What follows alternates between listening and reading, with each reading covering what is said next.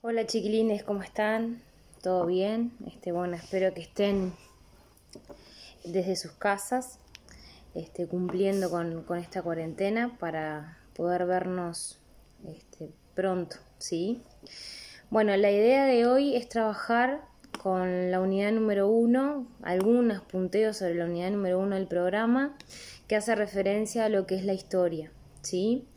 Nosotros en encuentros pasados estuvimos realizando la prueba diagnóstica y su corrección y no llegamos a empezar con la unidad número 1. La unidad número 1 hace referencia al trabajo de la historia, el oficio del historiador, las fuentes históricas y las ciencias colaboradoras. También se trabaja el tiempo histórico, ¿sí? Y también trabajamos con los números romanos. La idea de hoy es poder trabajar con lo que es la historia en sí. Si nosotros pensamos en qué es la historia, tenemos que pensar que es una ciencia, ¿sí? Y que existen dos tipos de ciencias, que son las naturales y las ciencias sociales. En el caso de la historia es una ciencia social porque se encarga de estudiar el pasado de la humanidad, ¿sí? De las personas. Por eso decimos que es una ciencia social. La historia aparece como ciencia en el siglo XIX. Nosotros actualmente estamos en el XXI, ¿sí? Así que para la historia hay poquitos años desde que nuestra ciencia se establece como ciencia en sí. Otra cosa que es importante es pensar que dentro de esa historia, que se encarga de estudiar el pasado, estudia de ese pasado los hechos históricos, ¿sí? Que son hechos importantes para la historia, que tienen un significado, que tienen una relevancia a nivel territorial, a nivel mundial, y que esos hechos históricos siempre es importante marcarlos en un tiempo y en un espacio, o sea, dónde se da y cuándo se da, ¿sí? Dentro de la historia tenemos un personaje muy importante, que es el historiador, ¿sí? El historiador se encarga principalmente de comprender el pasado, o sea, lo trata de entender, y por eso hablamos de la palabra comprender y no estudiar, porque comprender implica una acción más profunda, entiende el pasado y lo reconstruye, lo que significa que ese pasado lo vuelve a armar. El pasado ya de por sí está establecido. Lo que hace el historiador mediante su mirada es poder rearmar ese pasado, poderle dar un significado, ¿sí? Poder interpretar de distinta forma los hechos históricos, ¿tá? Ahora, ese historiador, que es muy importante para la historia, necesita de dos cosas fundamentales para poder estudiar ese pasado, que son las fuentes históricas y, por otra parte, las ciencias colaboradoras, ¿tá? En el caso de las fuentes históricas, son la materia prima del historiador, ¿sí?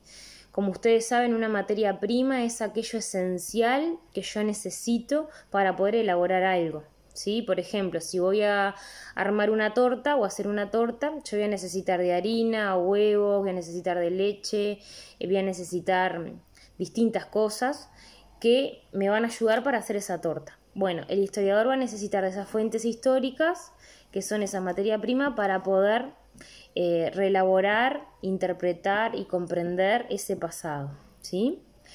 Las fuentes históricas tenemos que se clasifican en dos: las fuentes primarias por un lado y las secundarias por el otro. Las primarias, como lo dice en su palabra, datan del momento en el que se desarrolló el hecho histórico, ¿sí? Por ejemplo, puede ser una carta que se escribió durante la Primera Guerra Mundial. Esa carta se escribió en el momento que se desarrolla la guerra, por eso decimos que es primaria, ¿sí? Por ejemplo, un hueso de un animal del Paleolítico. Ese hueso es propiamente de ese animal que vivió en el Paleolítico, ¿sí? Puede ser, por ejemplo, una moneda del Imperio Romano. Bueno, fue una moneda que se utilizó en el momento que se desarrolló el Imperio Romano, ¿sí? Puede ser un diario de la Segunda Guerra Mundial. Bueno, es primario porque ese diario se escribió, se desarrolló en el momento que se da la Segunda Guerra Mundial. Por eso decimos que son primarias, porque son fuentes que priman, que están en el momento que se desarrolla el hecho histórico, ¿sí? Y por otra parte, tenemos las fuentes secundarias, que esas fuentes secundarias pueden ser, por ejemplo, un artículo de revista que escribió un historiador sobre un determinado tema, un libro, por ejemplo, un artículo científico. Esas fuentes secundarias generalmente se elaboran a partir de fuentes primarias. Por ejemplo, un historiador que quiere estudiar la prensa durante la Primera Guerra Mundial va a utilizar como fuentes primarias todos los diarios de esa Primera Guerra Mundial y bueno, puede escribir un artículo científico, un libro o un artículo de revista y ahí eso se transforma en una fuente secundaria.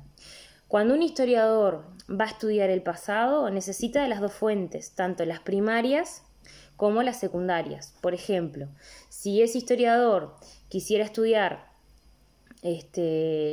pinturas sobre la Batalla de las Piedras, va a utilizar pinturas que se hayan hecho en ese momento histórico de la Batalla de las Piedras, como también va a buscar si algún otro colega o algún otro historiador escribió sobre las pinturas de la Batalla de las Piedras, para también utilizar su material como base para esa interpretación y esa comprensión del pasado, ¿sí?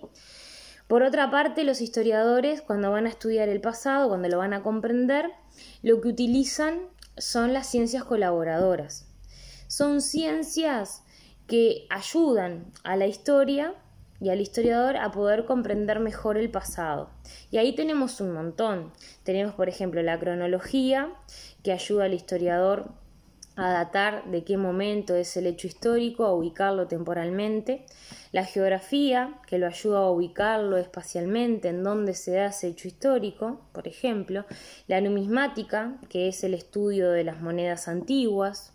La paleontología, que lo ayuda a estudiar los fósiles antiguos. La antropología, por ejemplo.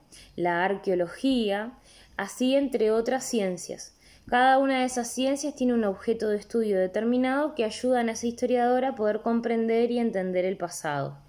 Por eso decimos que fuentes históricas y ciencias colaboradoras son la materia prima que utiliza el historiador para poder comprender el pasado. Y entre las fuentes históricas y el historiador hay una relación recíproca que es una relación de un ida y vuelta. El historiador le pregunta cosas a las fuentes históricas y las fuentes históricas le responden. Por ejemplo, si un historiador quiere estudiar las cartas que se trabajaban o que se daban durante la Primera Guerra Mundial, bueno, ahí el historiador le va a hacer un montón de preguntas a esas cartas. Bueno, ¿cuándo se escribieron? ¿De dónde se escribieron? ¿Quién la escribió? ¿Qué tipo de letra utiliza? ¿Con qué tinta se escribió? ¿Qué se deja leer en la carta? Por ejemplo, una lectura entre líneas, qué mensajes da esa carta, se puede ver el estado de ánimo de la persona, qué preocupaciones tenía, qué le quería contar al otro, qué habla sobre la guerra, etcétera, etcétera. Esas son todo preguntas que el historiador le hace a la fuente histórica y que la fuente histórica le va respondiendo en la medida que es analizada, ¿sí? Bien, la historia, como sabemos, a lo largo del tiempo va cambiando porque los historiadores van descubriendo nuevas cosas y van dando nuevas interpretaciones hacia el pasado. Por eso nosotros decimos que nuestra ciencia es una ciencia que está en constante construcción, es una ciencia abierta, ¿sí? Porque a medida que va pasando el tiempo se van descubriendo nuevas cosas y nuevas interpretaciones, ¿sí? La idea, chiquilines, es que esto que hablamos ustedes puedan sacar ideas, anotarlas en el cuaderno o, por ejemplo, hacer una transcripción si quieren del video, no hay ningún problema. Y en estos días en la plataforma CREA se les va a estar subiendo una ficha de trabajo que hace referencia a lo que es la historia, ¿sí? Como ciencia, el historiador y, bueno, la importancia de las fuentes históricas y las ciencias colaboradoras. Bueno, les mando un beso muy grande y espero verlos pronto, ¿sí? Cuídense, por favor.